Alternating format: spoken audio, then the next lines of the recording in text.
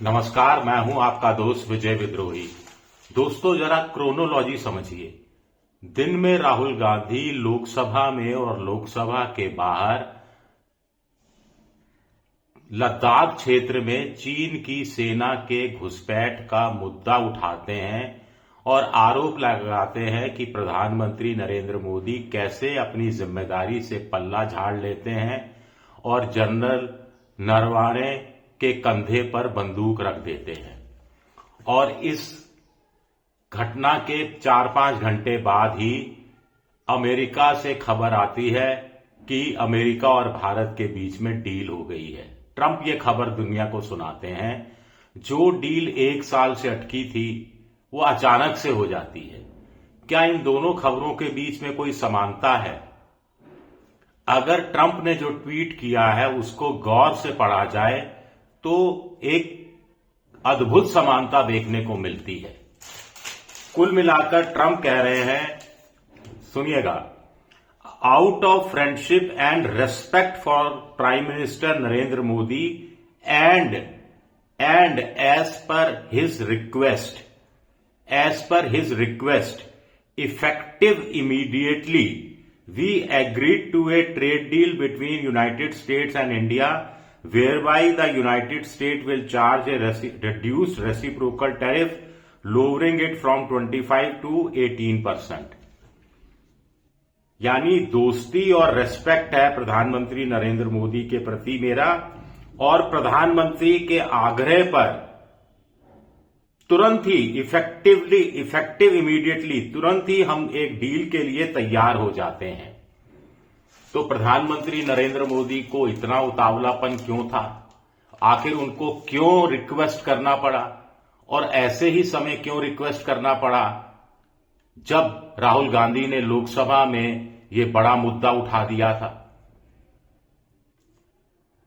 उसी समय रिक्वेस्ट किया गया है। ये ट्रंप की बात से लग रहा है। As per his request effective immediately, यानी उनका जो रिक्वेस्ट था उस पर तुरंत अमल में लाया गया और डील कर ली गई। तो ये अपने आप में एक बड़ा सवाल उठता है और इसी के साथ साथ 7 और अन्य सवाल उठते हैं। इन 7 सवालों को मैं आपको बताऊंगा, बहुत ज्यादा समय नहीं लूंगा। लेकिन पहले कहा जा रहा है कि डील से देखिए शेयर बाजार ऊपर उठ गया, सेंसेक्स ऊपर उठ गया, डॉलर के मुकाबले रुपया के गिरना बंद हो गया, रुपया थोड़ा सा मजबूत हो गया। अब देखिए जो एफडीआई देश में आने लगेगी, अब चाइना +1 नए सिरे से लागू होगा, यानी जो चीन में उद्योग लगा रहे हैं वो चीन के अलावा भारत में भी अपनी उद्योग की कोई शाखा लगाना चाहेंगे।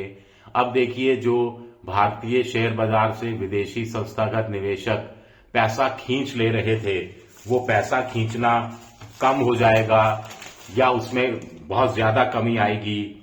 जैसे नवंबर 2025 में एफडीआई आउटफ्लो था 446 मिलियन भारत से, और ये लगातार तीसरे महीने बढ़ा था। 2025-26 में नेट एफडीआई इनफ्लो $5.63 बिलियन रहा, जो 2024-25 के $959 मिलियन से कहीं कहीं ज्यादा था। ये सब अच्छी बातें कही जा रही है, लेकिन ये होगा ना जब डील होगी। आप समझे नहीं? डील तो अभी हुई नहीं है। ये तो ट्रंप ने कहा है कि डील पर हम सहमत हो गए हैं, अभी कोई फॉर्मल हस्ताक्षर नहीं हुए हैं। और दूसरा सबसे बड़ी बात है कि ये डील है या एफटीए की तरफ बढ़ता हुआ कदम है। अगर ये रेसिप्रोकल डील है वहीं तक सीमित है और फ्री ट्रेड एग्रीमेंट की तरफ हम नहीं बढ़ रहे, तो फिर ट्रंप कैसे कह रहे हैं कि भारत आगे जाकर ट्रंप जो भारत में सामान अपना बेचेंगे उस पर टैरिफ 0% कर देगा? कुल मिलाकर बेसिक टैरिफ 25% जो लगाई गई थी उससे पहले 2 से 3% टैरिफ थी।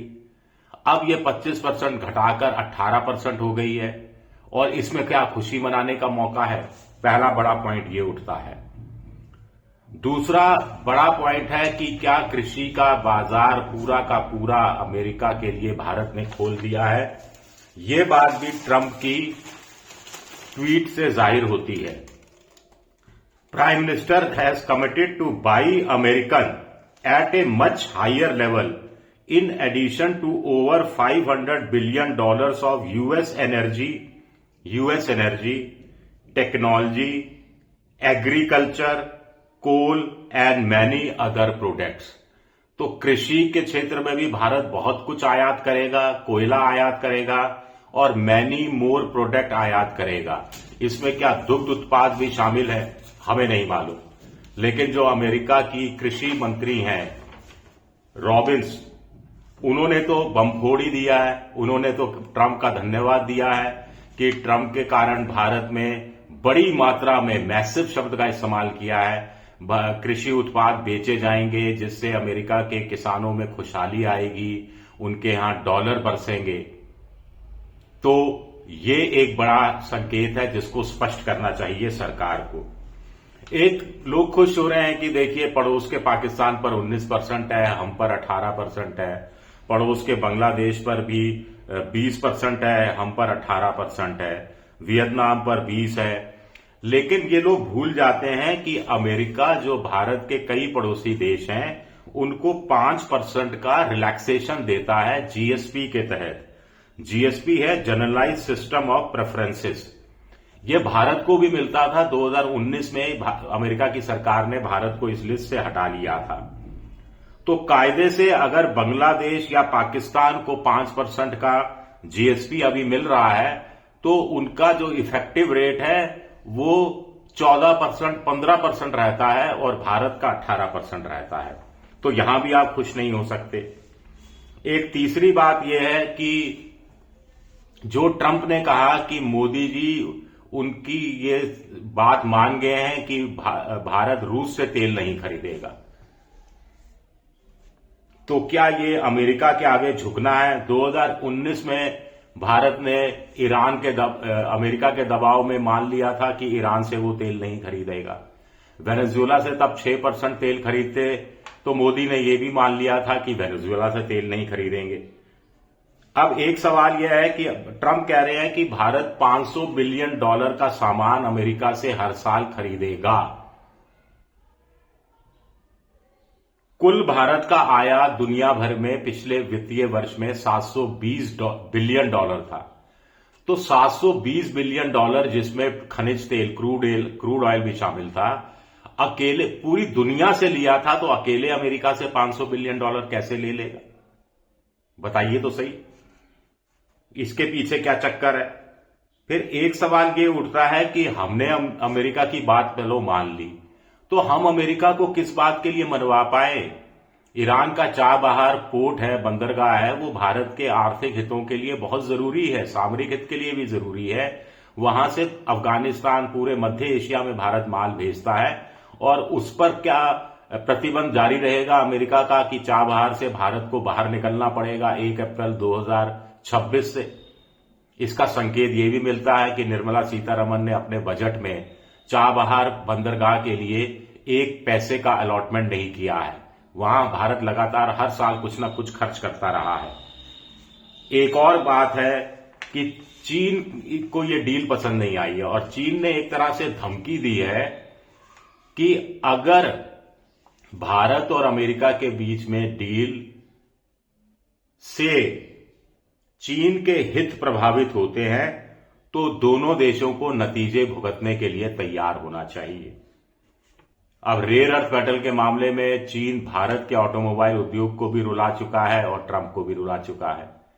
भारत 112 बिलियन डॉलर का आयात पिछले साल चीन से किया था। तो ये कुछ सवाल हैं जो उठते हैं ट्रेड डील को लेकर। उससे पहले जो वहां के जो राजस्व मंत्री हैं हावर्ड लुटनिक, उन्होंने भी कहा था कि दोनों देशों में ट्रेड डील पहले ही हो जाती, मोदी जी को एक फोन करना था ट्रंप जी को। अब मोदी जी ने ट्रंप जी को फोन कर दिया, रिक्वेस्ट कर दी, आग्रह कर दिया, अनुनय कर दिया और राहुल गांधी का जब बयान आता है उसके तत्काल 6-8 घंटे में ये खबर आ जाती है। तो माजरा क्या है? शुक्रिया मेरा वीडियो देखने के लिए। पसंद आए तो लाइक कीजिए, सब्सक्राइब कीजिए, शेयर कीजिए। आप मेंबरशिप ड्राइव में भी जा सकते हैं, मेरी आर्थिक मदद कर सकते हैं। शुक्रिया, बहुत बहुत शुक्रिया।